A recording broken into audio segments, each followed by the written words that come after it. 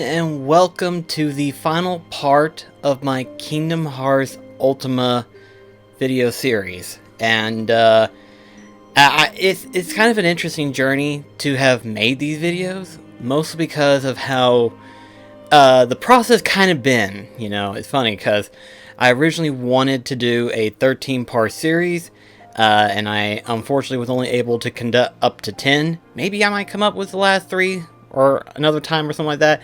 Who knows? But until then, this is the final part. And what better way to close off this segment of videos that I've created for you guys than to talk about why I love Kingdom Hearts 1 so flippin' much.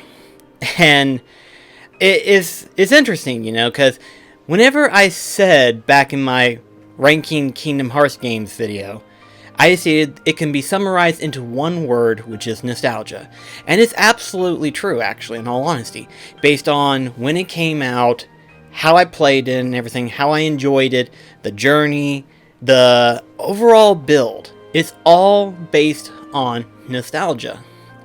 And so while, yes, Kingdom Hearts 2 perfected the combat, Kingdom Hearts 3 improved the completion aspects, and I love all of the other games, some not as much as others, but the entire series I love as a whole. But I would still go back to Kingdom Hearts 1 100 times over, which I probably have by this point now. I would go back through 100 times over and still enjoy my experience with Kingdom Hearts just because of the nostalgia that I have with the game. But I figured I'd go deeper than that. Deeper than just going on an easy streak of nostalgia. No, I want to give you a full-on analysis of why I love Kingdom Hearts 1 way better than all of the other Kingdom Hearts games. Again, like I said before, all the other ones are special in their own way, but my personal favorite is, of course, Kingdom Hearts 1. The way that it was programmed, the way that it was done, how they did it, and then, of course, up to his final mix reveal and stuff. So, with that said, the best way to talk about Kingdom Hearts is kind of go through the steps, right? So, best way to start off talking about Kingdom Hearts and why I love it so much is to more or less just go straight into the opening. Most video games don't really have an opening cinematic like this. Is mostly just, you know, explaining the story, explaining the lore and stuff. Very rarely would we get an opening music track. And in Kingdom Hearts' case, Simple and Clean happens to be that. Except for 3 characters, Sora, Riku, and Kairi. In that order. And you kind of see it. And at first it kind of goes over your head. What it does. It really just goes over your head. But then by the time Sora just kind of falls through, you know, he falls through and he ends up falling deep into the black abyss, known as the Dive to Heart, of course. And of course that's when we have the final reveal of a Disney character, being that of Snow White. Now, right off the back, right after that opening cinematics, we're automatically introduced to this tutorial stage, which is the Dive to Heart.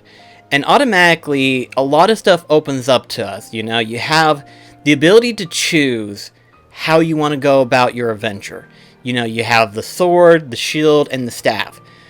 A lot of people are used to this formula, and a lot of people are used to, like, okay, which one do I want to go for? Do I want to go more of a magic build?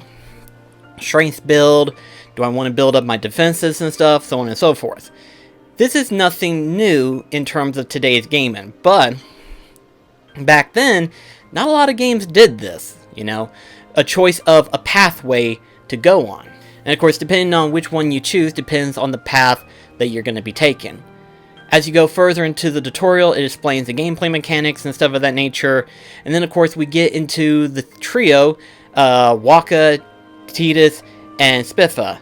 And this is where another choice is made, where we get to choose the progression of gaining experience. Now, back then, I didn't think nothing of this, you know, I didn't think nothing of gaining experience. I, much like everyone else, would answer the question based on our honest personal feelings and stuff. And so that's pretty interesting, it is. It's very interesting. Gaining experience At first you don't think about it until after you've beaten the game. And then you start to think to yourself, well, what would have happened if I had chose this option instead of that option, you know? If you don't know, based on the choices depends on how much more experience you're going to get in the game. You can either get more experience early on in the game, or in the middle of the game, or towards the end of the game. Depending on how you want to go about your journey, you may want to divert into having more experience towards the end game. That way, as you're going through completing the objectives and stuff like that, you're gaining experience faster, and instead of grinding for levels and stuff of that nature. Now, if you're playing through just the story, I imagine you would want to have the experience early on. That would make sense. But then again, maybe having the experience more towards in the middle ground may set that point. But there it is right there. Continuing on into the Dive of Heart, though, we then continue on through the tutorial where we get introduced to the Darksider. Now, this is where we literally get the introduction of how bosses work and stuff. Now, keep in mind, before this game, I've been used to playing games from like the N64 and knowing how bosses function and stuff, you know? 3 hits and they're dead and stuff like that.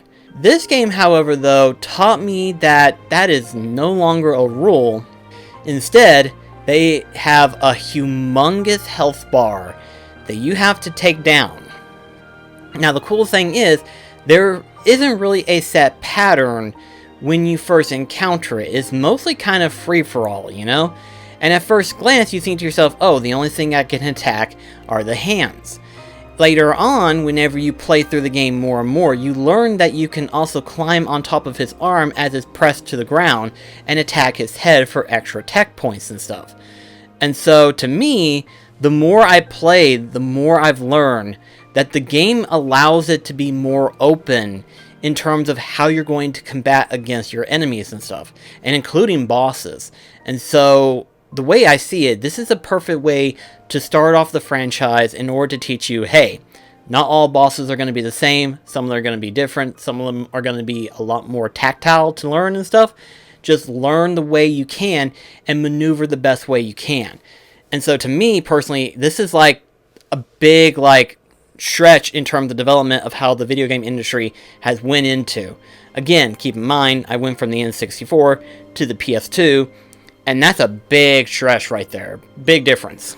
We then wake up from the Dive of Heart into Destiny Islands, being introduced to Sora with his friends, Riku and Kairi, and basically they are hanging around, you know, relaxing, chilling, whatever, playing and all that stuff on these different islands.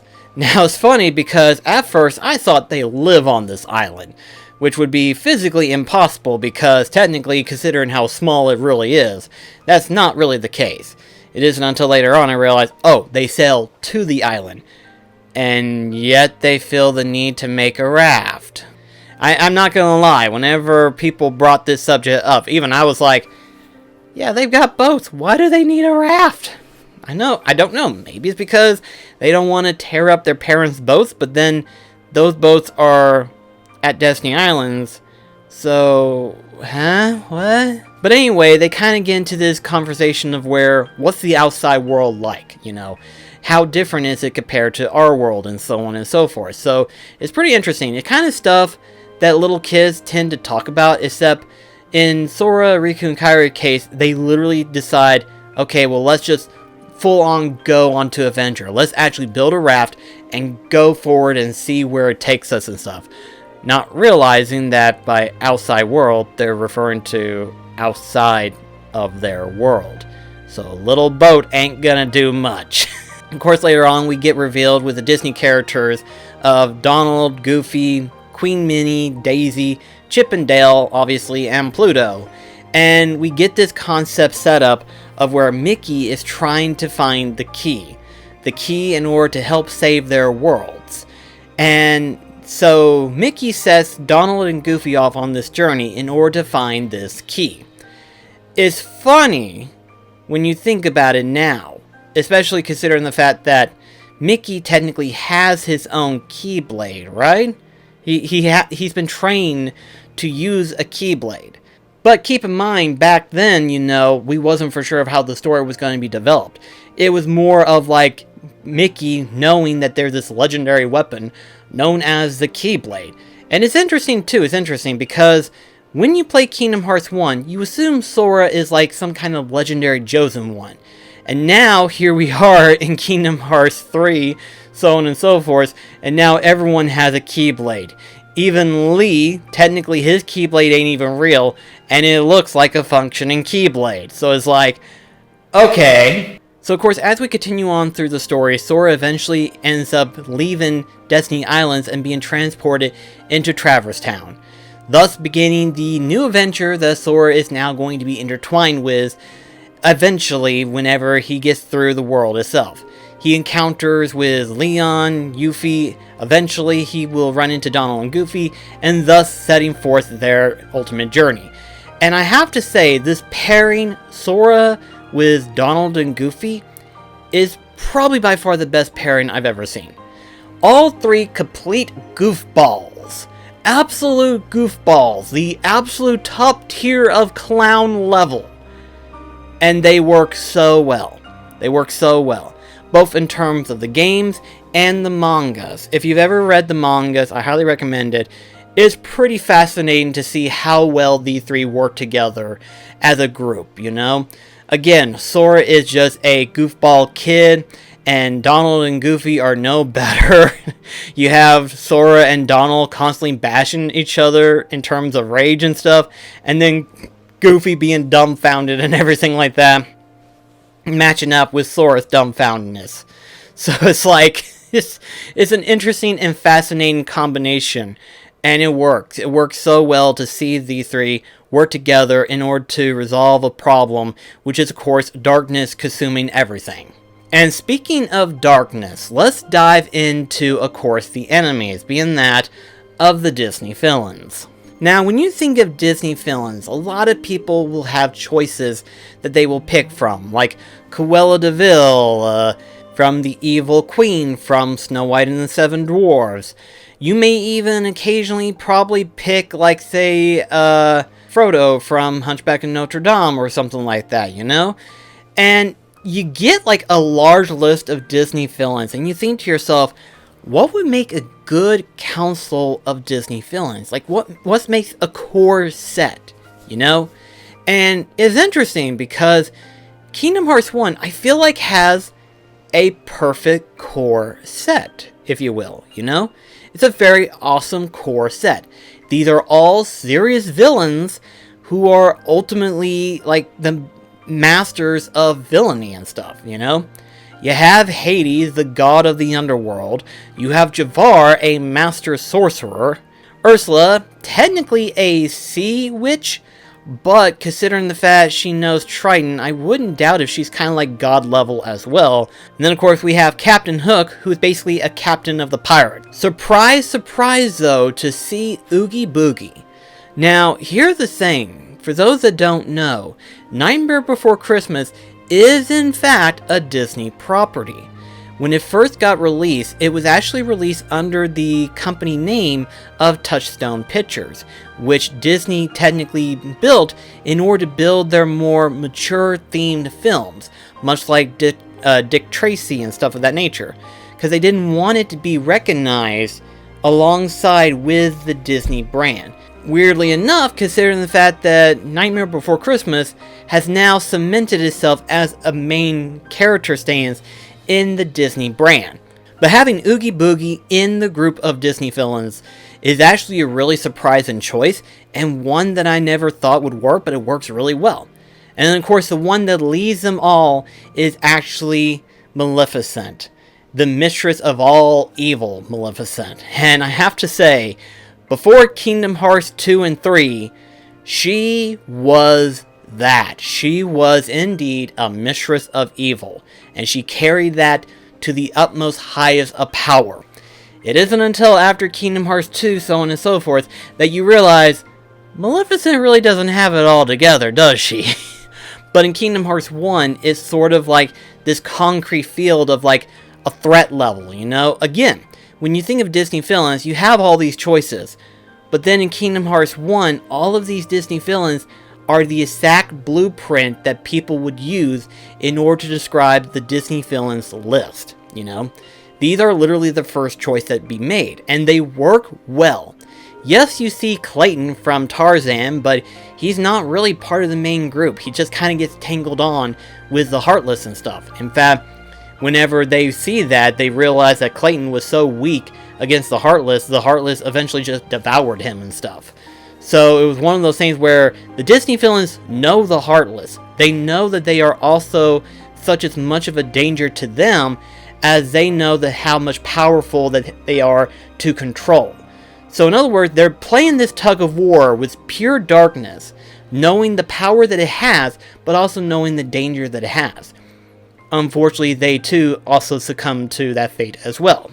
And so with that choice, we also have the fact that the Heartless designs. I love the Heartless. The Heartless are basically a group of cute enemies. Depending on where you go, of course, I'm not going to deny it. There are some more threatening and terrifying Heartlesses out there. But to a point, though, they do have like this cutesy, cartoonish style, which manifests as well with the Disney brand, actually, in all honesty. But to continue on with the story and everything like that, you see Sora, Donald, and Goofy traveling to other worlds in order to save the world from darknesses and stuff like that, seal the keyhole and stuff. And let's say this much. The choices that they've made for the worlds and all of the stuff that they were able to put into Kingdom Hearts 1 alone has got to be the best choice that they have made in regards to Kingdom Hearts. I mean, ever since Kingdom Hearts 1, it's kind of hard to top all of the different number of references that they were able to put into Kingdom Hearts. Aside from Kingdom Hearts 3, with the introduction of Pixar characters and stuff, much like that of Toy Story, Ratatouille, and Monsters Incorporated and stuff, we have the fact that Kingdom Hearts 1 has the most introduced, considering number 1, it is the first game in the series, and number 2, they're all relatively well choices. You have the worlds and the characters which sort of manifests that of the most well-known age of Disney films, and that is the Renaissance era, with the Little Mermaid in Atlantica, Aladdin in Agrabah, you have Beast and Belle from Halabashan from Beauty and the Beast, you have flippin' Tarzan's world, Hercules' world, you know? You have almost the entire roster of the Renaissance age into this factor alone. With the exception of course, Hunchback of Notre Dame and Pocahontas, most of all of the Renaissance characters are actually here in this game. And then of course you have some of the other well-known titles like that of Alice in Wonderland, Peter Pan. And then of course next to those things you also have sprinkles of other references like Lady and the Tramp from Traverse Town. You have Merlin from Sword in the Stone. You have all the Disney princesses from like Snow White to Sleeping Beauty to Cinderella even for that matter. So I mean when you think about it, all of the pieces needed in order to build this game were already picked out and they were already well built in order to circumference a full-on Disney experience within Kingdom Hearts. You truly get the feel that this is in fact the world of Disney. So I mean they have perfectly choice characters, perfectly choice worlds, they have it all planned out. It's all there, really it is.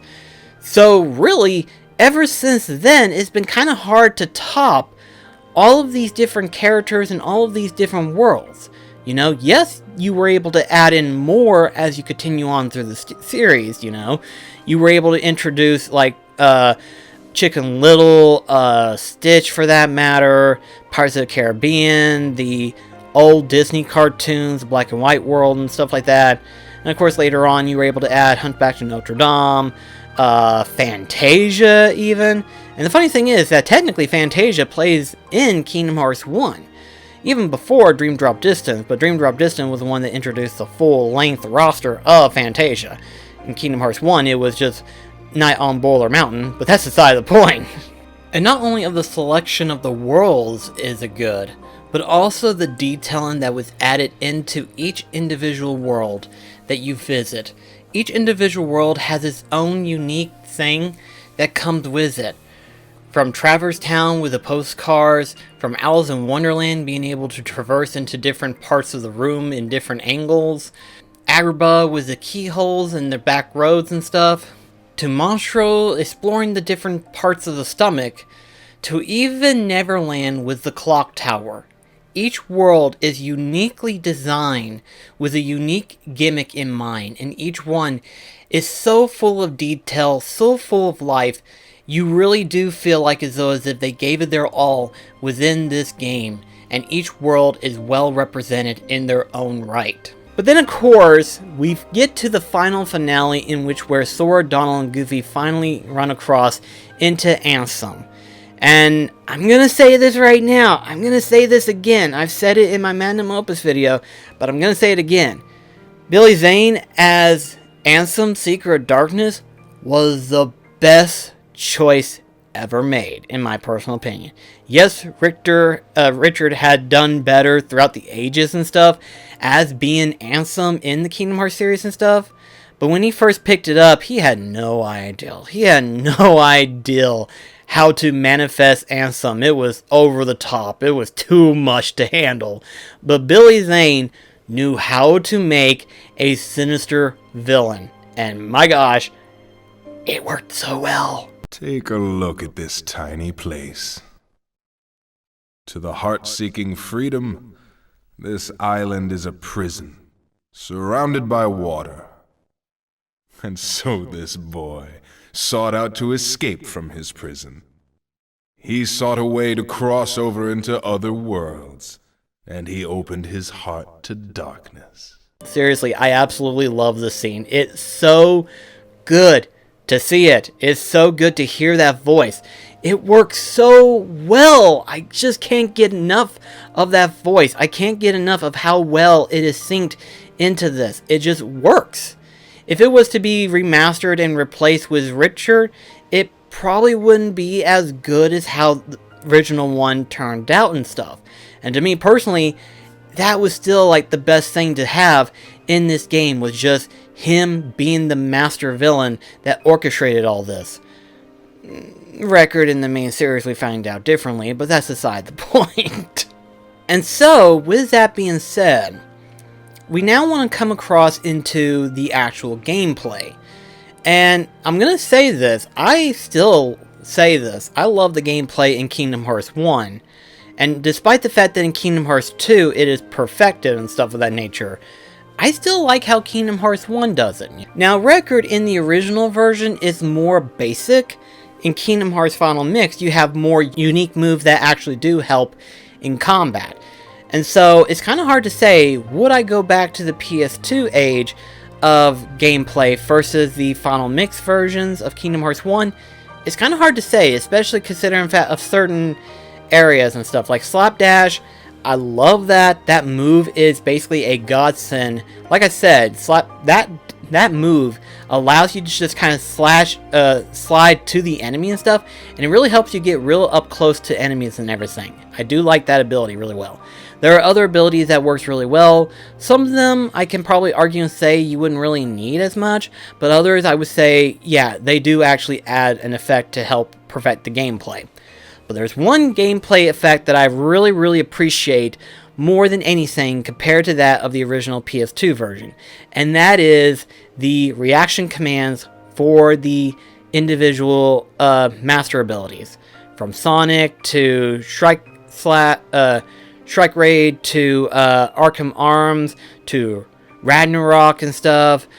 These things alone got a better improvement thanks to the reaction command that was put into the Final Mix version. And the reason why I say that I love this new add-on, this little change in gameplay, is because originally the way that this mechanic was to work in the PS2 version, if you wanted to use this move, you had to reinitiate the move again. So it was sort of a skill-based combat move, but I've never been able to master it. unfortunately. In fact, I still have yet to master that form of combat. You kind of wasted it halfway through, sadly. You only got to use half of the move rather than the full move. In the Final Mix version, because of the triangle command and stuff like that, it actually makes it better in my personal opinion, and I'm glad that that was in there because it does actually help. Another thing that I should probably say about Kingdom Hearts 1 that I love than I do in Kingdom Hearts 2 is magic, both in terms of the choice of magic followed by how the magic works. So you have Fire, Thunder, and Blizzard, which are all basic spells, but then you've got Stop, Arrow, and Gravity. Now, for those that don't know, Stop basically pauses the enemy for a brief moment of time, and depending on the level grade of stop that you have, they pause for a much longer period of time. Arrow basically is a defense magic, but if you get like Arrow or Arrow Ga, not only does it protect you from receiving heavy damage, it also damages the enemies back at them, which is a very useful spell to have. And then of course you have Gravity, which is of course pulls enemies down. And not only is this a powerful spell in terms of usage, it also helps in order to more or less gravity them down to where you can get to them a little bit better. It's sort of like Stop, but not exactly the same. It stops them for a brief moment of time, but it still does a lot of damage to them. But not only that, the fact of the matter is that magic in Kingdom Hearts 1 is way different than it is in the Kingdom Hearts series going forward. You want to know why? Because it is a risk and reward in order to build up your magic. Okay? Now here's why. For most players, they would usually just get items in order to replenish their magic bar and stuff like that. That makes sense. But if you don't have that, your only option was to build up your magic by attacking. Or, depending on how far of levels that you've got and the abilities you have, you would have to be hit several times in order to build a significant amount of magic. And so to me, personally, I love how the magic setup works. Not only are you more cautious of how you use your magic, you are also trying to build up your magic in order to use more of it, of course. And unlike in future series and stuff like that, Cure does not use your full MP bar. My gosh, I don't know why this was even done to begin with, but if you've used Cure of any level whatsoever, regardless if it's a lower tier or a high tier, if you use Cure, it uses up all of your magic. Because after you use up your whole magic bar, you had to wait until it builds up. So in other words, depending on who you are, you couldn't just defend yourself or attack. Most people would dodge the enemy as much as possible until they had enough magic build up to where they can combat them again and stuff like that. In Kingdom Hearts 1, it was a fight or die situation, okay? It was a fight or die. You either build your magic or you were just gonna die. And personally, I kind of like this setup. Personally, I like the idea of building your magic bar, because I feel like the magic bar in Kingdom Hearts 1 actually mattered. To me, it feels like it actually mattered how much magic you can use. In Kingdom Hearts 2 and so on, it really didn't matter how much you use, so much as how quickly would it build up and stuff. And I guess that's probably the only difference that I have when it comes to the future series versus Kingdom Hearts 1. I still love the magic as to how it was used in Kingdom Hearts 1. And next to the magic, you also have the different summons. These summons, much like how the world choices and the characters, are the perfect choice that circumference the Disney brand itself. You have Simba from the Renaissance Age, Mushu, who is also a member of that category as well. You have Dumbo, Bambi, and of course Genie and Tinkerbell. All of which do different abilities, all of which that are really good characters to have. Simba, of course, has a roar ability, which basically shatters the entire area, including the enemies, depending on how much you charge. Genie has a magic showdown thing, where depending on the magic that you have learned thus far, Genie will use all those magics against them, from freaking fire, thunder, blizzard, gravity, stop, arrow, whatever magic he has, he's gonna use it to his full max, and I actually love this. I love it. And then of course we have Mushu, where he shoots out fireballs at the enemies. He shoots out fireballs. And then of course Dumbo shoots out water. Freaking water gun. Bambi's is more of a passive ability where it basically bounces around and give you bubble magic, where basically you rebuild your MP bar, which works really well in certain cases in which where you're going to be using a lot of magic. And then of course the final one, which is of course Tinkerbell, and this one is what I would like to call the Regain Fairy, literally regain.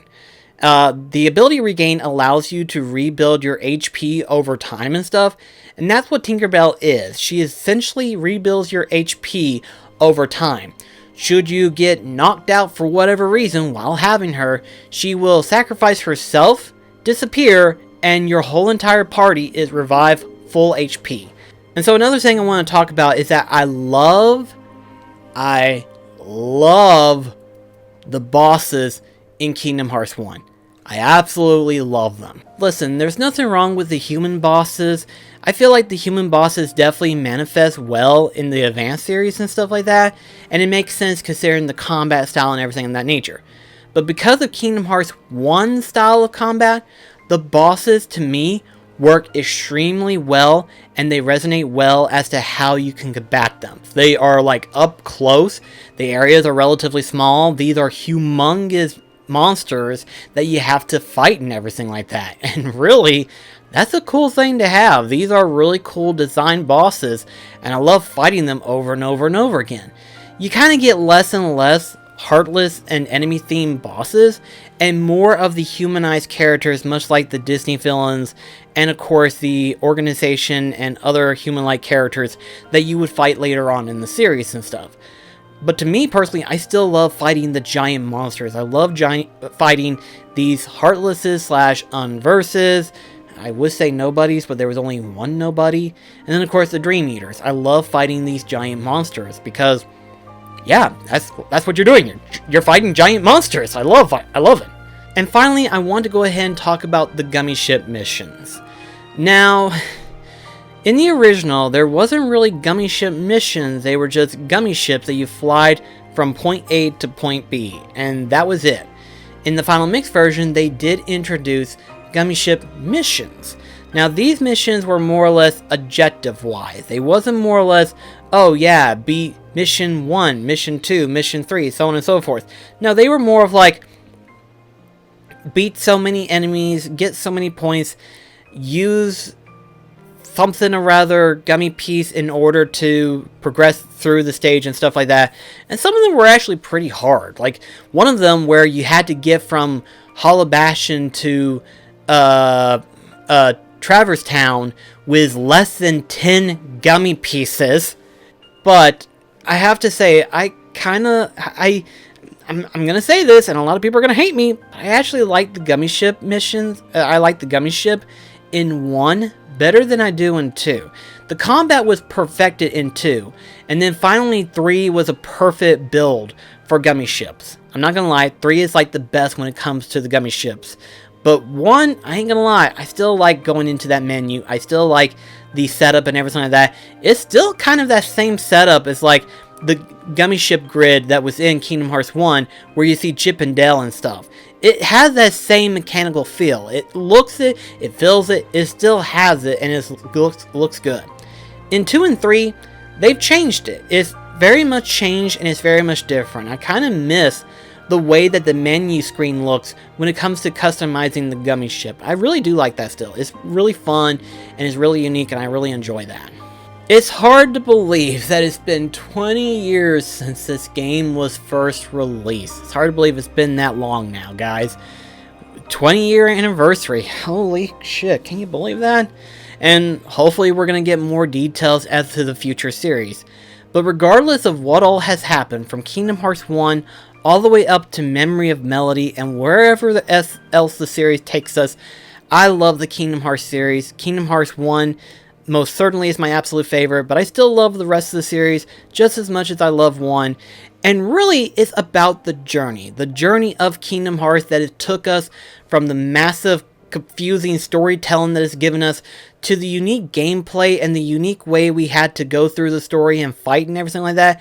The unique enemies and bosses, just everything in Genuine is perfect, and I absolutely love the series. And if you're like me, you love the series just as much. So guys, thank you so much for watching this series of videos. I hope to do a continuation of this. I really do. I would love to continue on this Kingdom Hearts series that I have built up just for you guys, because trust me whenever I say this, there was a lot more stuff that I would love to do, but it would have took way more time than it should have in order to make those videos. But hey, you got these 10 episodes, and let's just say you now know me as a Kingdom Hearts fan. I've always wanted to put these videos together, but I never really got around to actually build them, and now I finally have. So guys, thank you so much for watching, and I'll see you in the next video. Hope you enjoyed these videos, and thank you so much, and enjoy Kingdom Hearts when we get more details coming out. Thank you so much. See you later.